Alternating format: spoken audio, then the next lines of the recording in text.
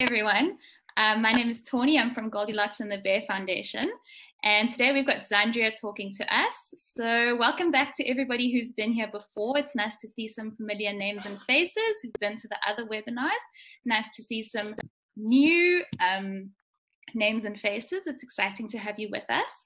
So yes, okay, I'm going to start by introducing Xandria. So Xandria is a counseling psychologist. She's a mum, and she's also a volunteer for the Goldilocks and the Bear Foundation. She goes into the schools for us, into the communities, and does assessments on children, and enables us to find children who have difficulties and to give them the correct support that they need. So yeah, you can tell that everyone's on mute for now.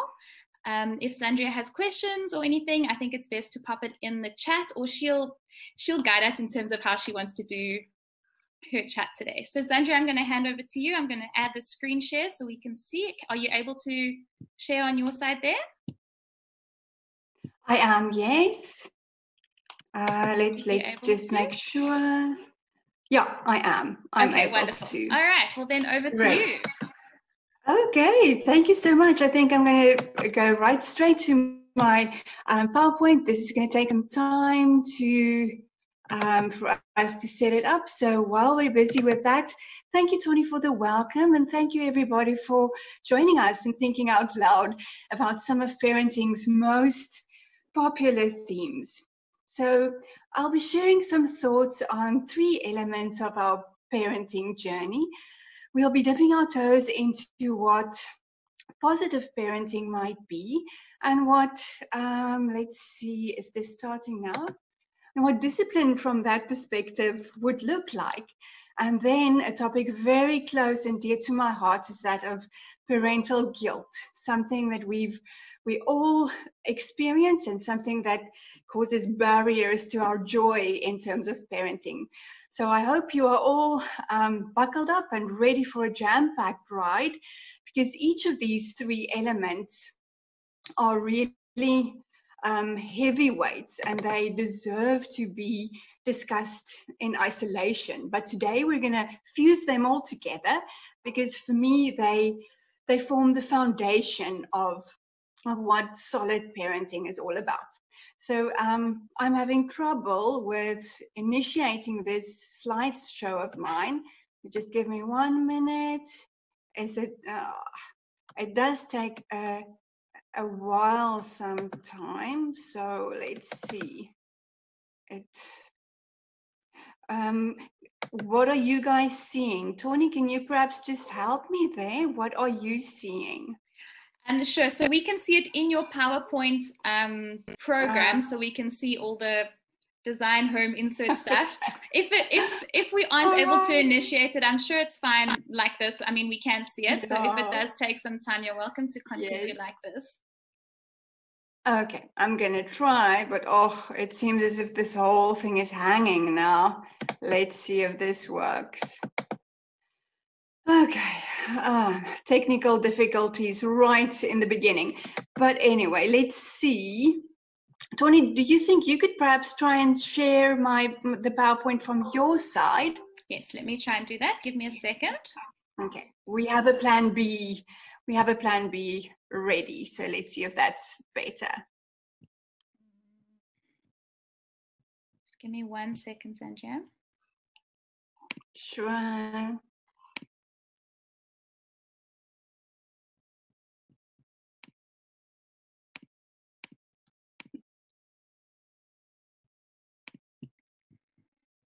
I've never had to screen share from my side, so let me just double check that we're doing it all right here. There we go. How does it look your side? I still see my PowerPoint presentation here. Okay, can you turn off your screen share?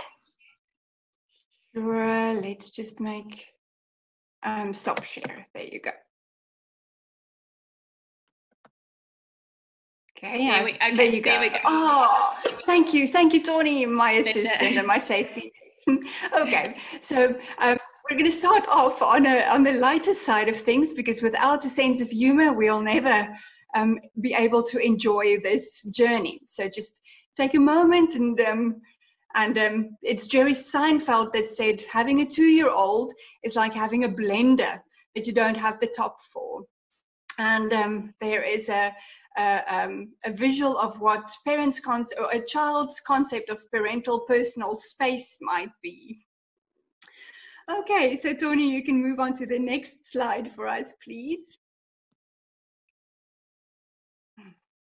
Okay, so I said that parental guilt is the third thing that we're going to talk about, but I'm going to back up a bit and just jump into the fact that we're on this road together, and it's one with ups and downs. It's a little bit like they say the corona time is like the corona, it's not the coronavirus, but it's a corona coaster. So parenthood is a bit of a roller coaster as well. And with a sense of humor and knowing that you're part of a tribe, we can absolutely do this. But parental guilt is something that it's a thing. It's a really important thing to keep in mind when we journey throughout parenthood. So I'm going to start off by just saying that parental guilt is just as any other emotion we might be feeling. Tony, you can move on, please. There you go. That's for parental guilt. It's not parental guidance, but parental guilt is a definite thing we have to keep in mind. And the next slide, please. Thank you. Yeah, so feelings, if they could talk, they would inform us. Our feelings are absolutely journalists and informants. They want us they want to bring our attention to what we need to be doing. Now, guilt and shame always has the message of it's time for some self-compassion. We need to remember some self-compassion. I'm going to leave this here for a moment and then move on to what positive parenting is for me. In my idea of what that means, it is like the concept of the secret seed. Whenever we receive our children, in that moment that we meet them for the first time, it is like receiving a secret seed that you and your parenting partner is going to plant and nurture and cherish and try and guide to its fullest potential.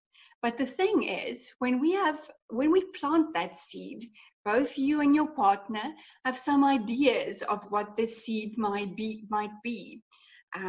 If it's a girl, you might think this is going to be a ballerina or a violin player, or she's going to make the most beautiful poetry, or she's going to be an actress.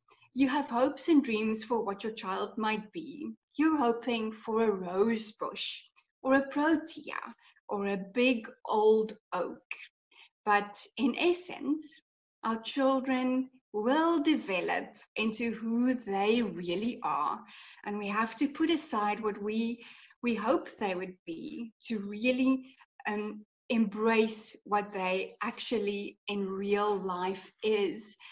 If our children turns out to be a palm tree, it's going to be our absolute job to make sure that they have an environment in which a palm tree would flourish, and not the rose bush or the protea or the grapevine that you hoped for in the beginning. So positive parenting is about letting go of your ideas of what a boy or a girl or a 2-year-old or a neurotypical kid or a neuroatypical kid might be, and only keep in your vision this little one that is yours, a unique human being meant to grow up and be who he or she is for the world. So Tony, you can move up a couple of slides. Yes, so how do we remain fertile soil, and how do we discipline? What does discipline in this context mean? Now, discipline for me is, I always refer back to the word's meaning, and a disciple is someone who are taught a couple of things. So yes, our children need discipline, not in the sense of rewards or anything like that. Or yes, they need to be taught a couple of things. Firstly, we need to teach them what good manners is. And we also need to teach them what good habits could form the foundation of a good life.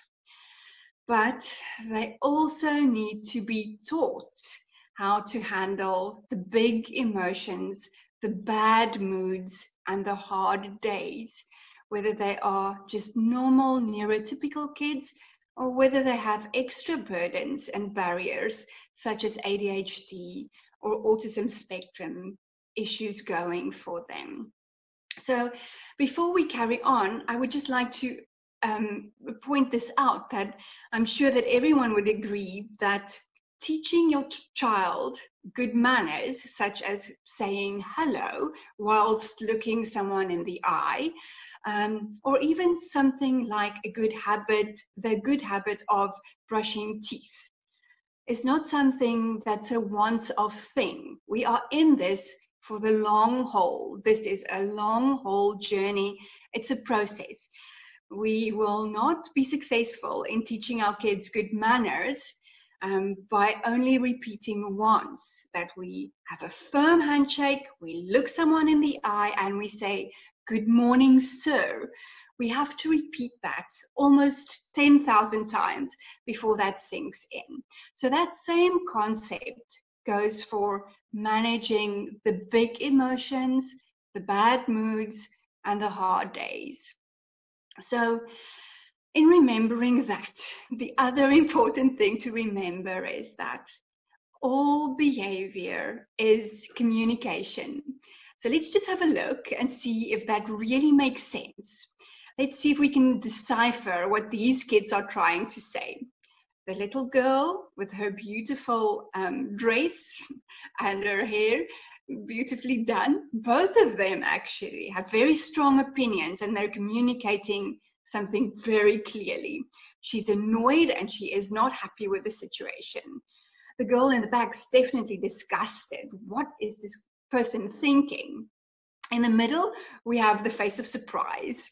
And in the frame, we have a girl who is clearly having a bad hair day. She's obviously saying, "Mom, how can you possibly let me walk around with hair like this?" She's not happy about the situation too. And the next slide, please, Tony. We'll see that Father Christmas is not okay. Around 2 years old, we find this. Father Christmas is not okay. Get me out of here. The little one with the cap is clearly enjoying the moment. And the one on the left, my left hand down there, is saying, "I've got this. Don't worry about me. Everything's okay." And then the little one on the bottom left is saying, "Things are really, really hard and I'm struggling." It's not only children who use behavior as communication. There we have adults showing us too. Again, the face of disgust and the face of having strike 3 and feeling the sense of accomplishment and pride. And then in the next slide, we have on the top one, something that I'm sure every one of us is feeling right now, tired and not really sure where we're going. In the middle, it might be something like, "Just stop it. Please just stop it. Give me a break." And down there is a guy almost at breaking point. All of those are behaviors, communication. And in reading the behavior, we would shape our response to that very differently. We'd respond differently to the guy in the bottom that we would to the guy in the top. So yeah, next slide, please. My assistant, thank you, Tony. So yeah, we absolutely believe that a need met is a problem solved. Our children are not, with their difficult behavior, trying to give us a hard time. They are absolutely trying to communicate that they are having a hard time. So how can we help them regulate? And that means, how can we help them to move from being highly agitated down, anchor themselves down again, down regulating to feeling a sense of calm? That's remembering that it's a process, and they'll need us to ask 4 questions. They'll need us to keep calm, bring our calmness to their difficult situations. And we'll start with adapting 4 questions, training ourselves to ask these questions over and over. And if there's only one thing that you take away from our time together, I really hope that it would be this one. These 4 questions are best exercised and mastered in the good times, when your children are having fun. If you learn to relate to them in this way, it'll be much easier to use these 4 questions in times of trouble and in times of crisis. So the first question we always ask is, what's going on for them? Why is she behaving this way? Is there a basic need? Is she hungry, cold, tired, bored? Does he need a skill? Does he know how to open that jar? Do we need to teach him a skill, perhaps? Is he having a meltdown because he can't do his math sums yet? Does he need assistance in that sense? Is it time for a sensory break? Is it too hot, too cold, too light, too loud? What is going on in the environment? And does our kid perhaps need connection? Does she feel embarrassed or uncertain or nervous? Or is he simply being overwhelmed, especially in situations of transitions? This might be the case. And also remember that going from TV time to having to take your bath is a transition. Getting into the bath is a transition. Getting out of the bath is another one. So life is definitely a series of transitions, the one after the other. And specifically our children with special needs has struggled with transitions even more. The second question that I just want to pause for a moment. What we often see is, Tony, the iceberg picture is irrelevant now. Our children's behavior is sometimes just the tip of the iceberg that we see. We need to remember that below the behavior that we see, below the visible behavior is a lot going on, and that image gives us some idea of what we need to keep in mind when our kids are acting out or needing some discipline. The second question that we need to make sure of is, what can help? Now, this is a part of our plan that is best implemented in a calm state. So when everything is calm and relaxed, we have to sit our kids down and have a discussion for them about what could help when they're feeling tired or agitated or anxious or nervous or angry or mad or bad or scared. Most of these things, the calming down techniques, helps in almost any kind of situation. Whether you're angry or sad, it will always help to listen to music if that is what your preferred go-to thing is. But having a plan and being very sure about what that is an important part of handling difficult days and difficult emotions. Thirdly, we need to focus on the fact that validation, checking in, is always so much of a relief. When we're able to mirror and reflect and help our children understand what's going on by just guessing what's going on for them, they find space to figure out what's going on and what they need. So saying something like, when your brother does not want you to play with his car, I'm guessing that that makes you feel sad or mad. I get that. So now's a good time to, what do you want to do with the sadness? What do you want to do with the anger?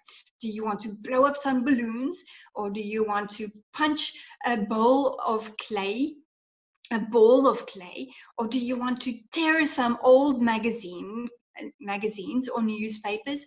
What do you want to do? That is the third part of the third question that really helps. In the fourth place, we need to remember to break things down. We are all just walking each other home, and that goes for an hour, a day, a week, a month. Whether we are struggling with a big emotion or a big project, breaking things up into smaller chunks is always a good idea. If you know that you have to sort the whole of your garage, you might be putting that off until you have a week for that job. But if you just agree with yourself and allow yourself to, for today, just focus on one shelf, the shelf with the Christmas decorations, and apply yourself to a little chunk of the big process, it's much easier to accomplish that and feel the sense of completion and having that done. So yeah, that is 4 ideas of how to discipline and teach our children how to regulate themselves. But our children do not only need lessons in life, they need to make good memories too. And here we're back at the parental guilt phase of our time together. Our children need us to help them make good memories. And for this, we need to remember to take good care of ourselves. We need to remember to take what we need in every moment. And in some moments, we'll need a bubble bath. In other moments, we'll need some time with our friends. In other moments, we'll need courage or patience or strength, or we'll need to tap into our passion. But it's important for you to know who you are and what it is that you need in every single moment. And yeah, because it is an absolute truth. And if you think about it, I'm sure you will agree that in our children's best memories, their parents are happy too. And that is why it is critically important to invest in yourself as well. And you can invest in yourself in terms of your parenting journey in the following couple of ways. Just a couple of pointers is to remember that you're not alone. You are part of a tribe, and there is lots of people around you who want to share in this journey. And again, remember to secure your sense of humor every morning, right again from the beginning. Give yourself permission to have your own dreams, your own interests, and your own life. Remember to think about your parenting style and what it is that you want to cultivate. What is the kind of memories you want your children to grow up with, or to look back on when they're older? What is the legacy that you want to leave? Take some time to think about that and set your intentions. Scribble them down, draw them if you want to, but make that a priority to think about what your intentions with your parenthood is. Connect with your children for at least 3 minutes every day, or 9 minutes every day, divided into 3 minutes at a time. 3 minutes early in the morning when you first see them. Make sure that that initial contact is a connection with lots of meaning. And then again, 3 minutes whenever the day is done and we meet up together again. check in with them on what happened in their day. Ask specific questions and show real interest. And then again, 3 minutes at the end of the day before bedtime, check in again and remind them that they're going to have beautiful dreams. Tell them what you are proud of, and just wish them well. And lastly, ask for help when you need it. You know, when something is wrong, please act whenever you feel that your gut is saying something is not right. Ask a doctor, ask a psychologist, ask a friend who might know, but don't suffer in silence. So, and then my last slide is this one. I'm going to read it out aloud. Every time we connect and emphasize with our children, his or her brains gets flooded with feel-good hormones and builds or strengthens millions of neural pathways, making it easier for them to regulate, emphasize, create, and make good decisions. And that, in a nutshell, is why positive parenting and seeing and celebrating your child for who he or she intrinsically and essentially is, not without your hopes and dreams, that put to the side, seeing and acknowledging your child for who he really is, disciplining gently and remembering that it's about teaching, and that teaching is a process. It takes lots of time, and focusing the teaching process on the good times. It's easy to say, I can see you really enjoying that ice cream. That ice cream is making you feel good. Repeat that over and over and over again until it becomes part of who you are and how you talk to your child. And then you'll create good memories, and your child will feel a sense of connection with you. And in connection, you'll build good memories. And if you're doing that, it will be much easier to have compassion with yourself on your own days in which you have your own big emotions and bad days and hard stuff to work through. So thank you very much for joining me, and I wish you a lot of joy along with the ups and downs of your parenting journey. Thank you very much. And with that, it's over to you again, Tawny. And if there's any questions or any comments, I'm sure we have a couple of minutes left. Thank you so much, Xandria. I don't know if everybody has the same experience, but when Xandria talks to me, I just feel so much calmer. Her tone of voice is just so lovely and calming. So thank you, Xandria, for sharing. Are you happy to take some questions if anybody has questions? Absolutely. Thank you, Tawny. Okay, so if anybody would like to raise their hand, or you can do that in the participants box. You can click raise your hand, or if there's something you'd like to put in the chat box, please feel free to do that. Anybody is welcome to ask anything.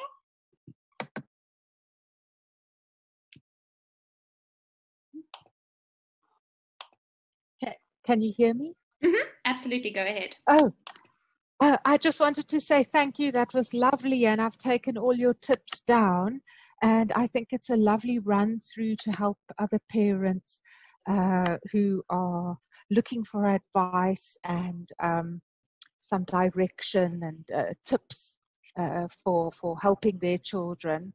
I'm part of an ADHD support group because both of my children have ADHD and one's on the spectrum. So